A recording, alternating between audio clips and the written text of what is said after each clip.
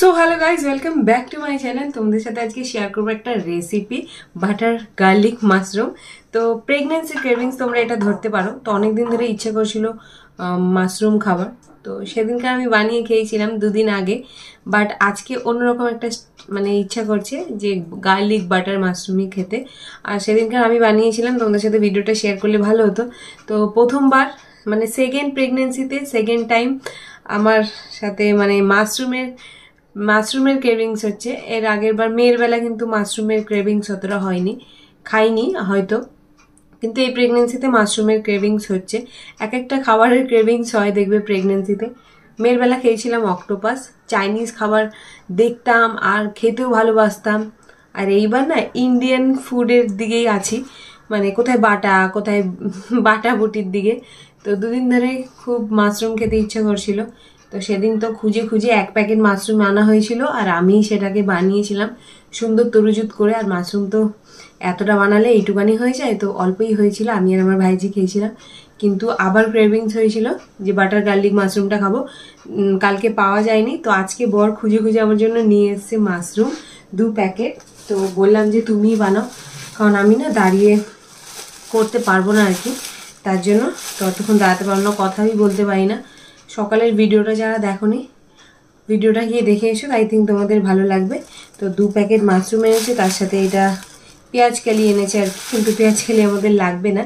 আর তোমাদেরকেও আজকে রেসিপিটা শেয়ার করবো। আমার বর বানাচ্ছে, দেখো একটুতেই হাঁপিয়ে যাচ্ছি। তো যাই হোক, এই যে আমাদের মাশরুম। আচ্ছা, প্রেগনেন্সিতে কাদের মাশরুম ক্রেভিংস হয় কমেন্ট করো তো। তো আমার তো এবার মাশরুম ক্রেভিংস হয়েছে, সেদিনকার খেয়েছি, মন পুষিয়ে গেছে, মন ভরে গেছিলো, কিন্তু এখনো এই জিনিসটা খাবো যখন, তখন আত্মাটা শান্তি পাবে আর কি। তো এই যে মাশরুম, তো এইটাকে এখন ভালো করে ধোবো, বড় একটু হেল্প করে দেবো, নাহলে একা একা করতে পারে না। সেই রান্নাটা ভীষণই সিম্পল, বাটার লাগবে, পেঁয়াজ লাগবে, রসুন লাগবে, ধনেপাতা লাগবে, আর গোলমরিচের গুঁড়ো, আর এই মাশরুম লাগবে, আর কিছু লাগবে না। তো চলো, তোমরা কারা মাশরুম খেতে ভালোবাসো আমাকে কিন্তু কমেন্ট করে জানিও, ঠিক আছে? এখন মাশরুমগুলো গোটা গোটাই থাকবে, এগুলো কাটবো না, কাটলে আরও ছোট হয়ে যাবে। গোটা গোটাই রেসিপিটা দেখে নিয়েছি আমরা, তারপরেই করব। তো কাদের মাশরুম ফেভারিট আমাকে অবশ্যই কমেন্ট করে জানিও। আর সোনা নেই, সোনা বাইরে গেছে, আজকে সোমবারের পড়া ছুটি, হাঁপিয়ে গেলাম। তো চলো মাশরুমগুলো ধুয়ে নিই, তোমরা ভিডিওটা দেখতে থাকো, আই থিঙ্ক তোমাদের ভালো লাগে। তো চলো, মাশরুম দুটো এখন নিয়ে যাচ্ছি রান্নাঘরে, ভালো করে পরিষ্কার করে ধোবো। আর অনেকটা রসুন লাগবে, চলো।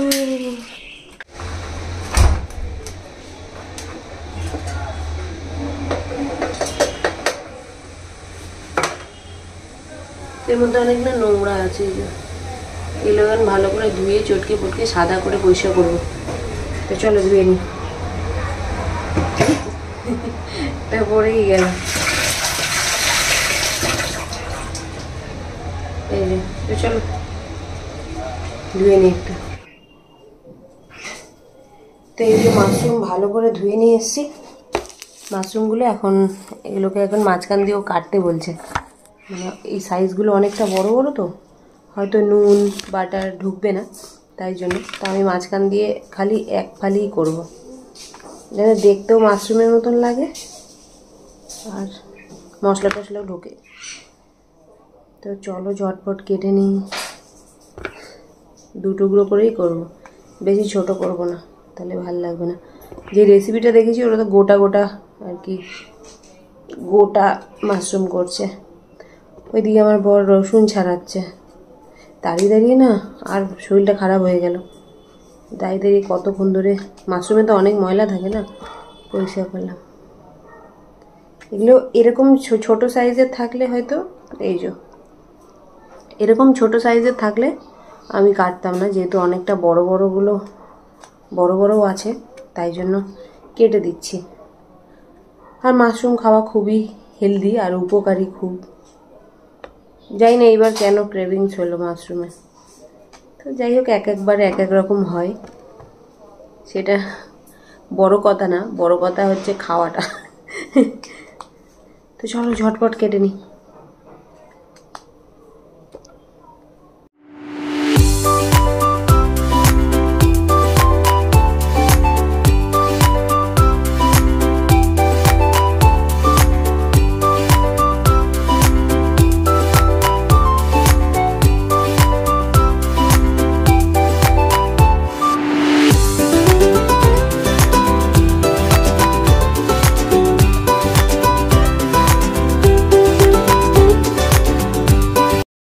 এদিকে মাশরুমও কেটে দিয়েছি আর এদিকে রসুন কটা তাড়াতাড়ি করে দাঁড়িয়ে ছুলে দিয়েছি দুজন মিলে, আর ও ওইদিকে পেঁয়াজ কাটছে।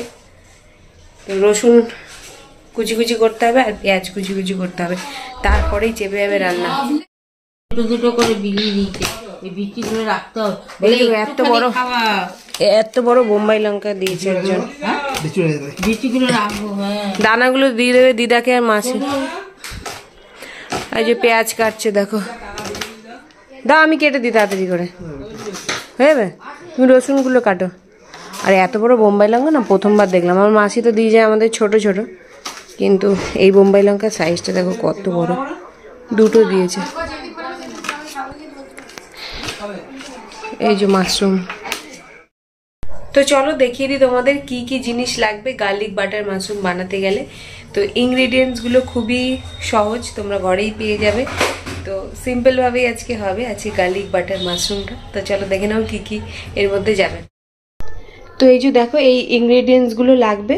মাশরুম কেটে নিয়েছি, এখানে ব্ল্যাক পেপার, এখানে রেখেছি একটা বড় বাটার, ধনে পাতা আছে, এগুলো পরে কোচাবো, পেঁয়াজ কোচানো, রসুন কোচানো, আর আছে পেঁয়াজ পাতা। এই ইনগ্রিডিয়েন্টসগুলোই লাগবে। কি কি লাগবে তোমরা তো দেখেই নিলে, এবার চলো রান্নাটা কিভাবে হবে দেখে নাও। ফ্রাইং প্যানে দেখো অনেকটা পরিমাণে বাটার দিয়ে দেওয়া হয়েছে, বাটারটা মেল্ট হয়ে আসলেই দিয়ে দিতে হবে কুচনো অনেকটা পরিমাণে পেঁয়াজ, তারপরে পেঁয়াজটা লাল লাল হয়ে যাওয়ার পরেই দিয়ে দিলাম কুচনো রসুন, অনেকটা পরিমাণেই দেখো পেঁয়াজ আর রসুনটা পড়েছে। ভালো করে পেঁয়াজ আর রসুনটা লাল লাল করে ভাজা হয়ে যাওয়ার পরেই দিয়ে দিতে হবে আমাদের কেটে রাখা মেন ইনগ্রিডিয়েন্টস মাশরুম। তো এটাই তো হচ্ছে স্পেশাল। তো মাশরুমটা ভালো করে নাড়িয়ে চাড়িয়ে নিতে হবে, গ্যাসের ফ্লেমটা জোরে করে। মাশরুম থেকে তো এমনিই জল বেরোয়, তারপরে নুন দিয়ে দিতে হবে পরিমাণ মতন, তারপরে আবারও ভালো করে নাড়িয়ে চাড়িয়ে নিতে হবে যেহেতু অনেকটা জল বেরোচ্ছে। তারপরে দিয়ে দিল দেখো ব্ল্যাক পেপার, এটাও কিন্তু মাস্ট আমাদের, এটা কোনো কাঁচা লঙ্কা যাবে না, শুধু যাবে ব্ল্যাক পেপার। এটা দিয়েও ভালো করে নাড়িয়ে চাড়িয়ে নিতে হবে, তারপরে তো ঢাকনা বন্ধ করে দিতে হবে 5 মিনিটের জন্য, কারণ জলটা বেরিয়ে যাবে। তারপরেই দেখো জলটা বেরোনোর পর সিদ্ধটা হয়ে যাবে ওই জলেই আর কি, এক্সট্রা করে জল লাগবে না। তারপরে তো এর উপর দিয়ে ধনে পাতা আর পেঁয়াজ কলি যে কুচানো ছিল সেটা দিয়ে একটুখানি ভালো করে নাড়িয়ে চাড়িয়ে নিলেই আমাদের বাটার গার্লিক মাশরুমটা রেডি। এটা কিন্তু খুব হেলদি একটা ডিশ, তোমরা কিন্তু ট্রাই করতে পারো। রেসিপিটাও কিন্তু খুবই সহজ, আর দেখতে দেখো প্লেটে গরম গরম ঢালার পর দেখতে তো একদম ইয়াম্মি লাগছে, তাই কিনা বলো? খেতে কেমন হয়েছে তোমাদেরকে বলছি। এই দেখো চলে এসেছে না, কোথায় যাবে? তুমিও চিপস খাচ্ছ? আজ সিনুকেও ভোগে দেখো চিপস দিয়েছি, চিপস দিয়েছি, ওই তো চিপস। মা গার্লিক বাটার মাশরুম হচ্ছে, খাবি তো? ঝাল দেওয়া হচ্ছে। এ মা তোমার এটা সিনুকে দিয়েছি তো কি হয়েছে? ওখান থেকে নিয়ে খাও, কেমন বাজে বাচ্চা দেখো। আর একটা আছে ওইটা নিয়ে খাও তাহলে। তোমার আর একটা চিপস আছে তো ওখানে, তো সিনুর দিয়ে ওখান দিয়ে নিয়ে নাও। সিনুকে বলে নিয়েছো? সব নিয়ে নিচ্ছে। দোকানে যাবে না, তুমি খাবে কিন্তু শোনা। তো এই যে আমাদের গার্লিক বাটার মাশরুম রেডি, একদম পুরো জুসি জুসি লাগছে, পুরো একদম গোলে একদম। তো দেখো খাবো, একটা ট্রাই করে দেখি একটা।